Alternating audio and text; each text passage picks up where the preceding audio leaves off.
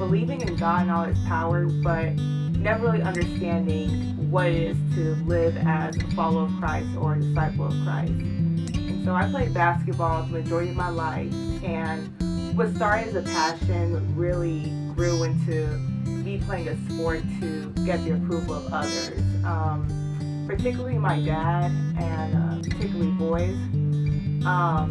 So I entered my freshman year of college and was upset with how I finished my freshman year, not receiving awards and not getting the attention of my dad. So entered my sophomore year, just neglecting everything, neglecting family, friends, social life, and focused on basketball and trying to gain the most attention from the media and just getting that popularity as much as I can. And it was to a point where I entered a depression mode because my sophomore year is probably the worst year basketball-wise. Fortunately, had a Christian teammate and a really good friend who introduced me to the Word and who actually brought me out to Vision Church, and that's how I met Pastor Gay. And what was pivotal is that he delivered a message to me saying that God is in control, and what you do, you can't control your destiny.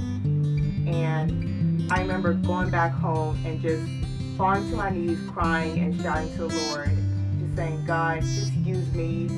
Allow me to delight in your will, because at this point, basketball, I'm not delighting in it, and I fell out of love for the sport.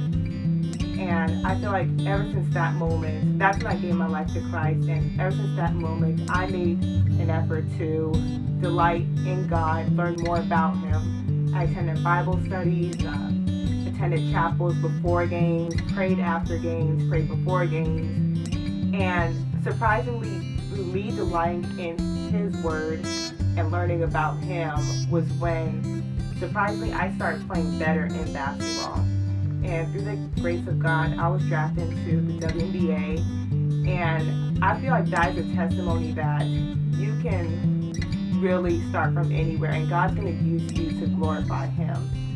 And even after being cut from the WNBA, I still am very happy, and I knew growing up, knowing that would have happened, I would have just completely really gave up hope. But I now find passion in playing basketball for fun and not playing for the approval of others. And I see myself now as Kody Burke, the follower of Christ, and not Kody Burke, the basketball player.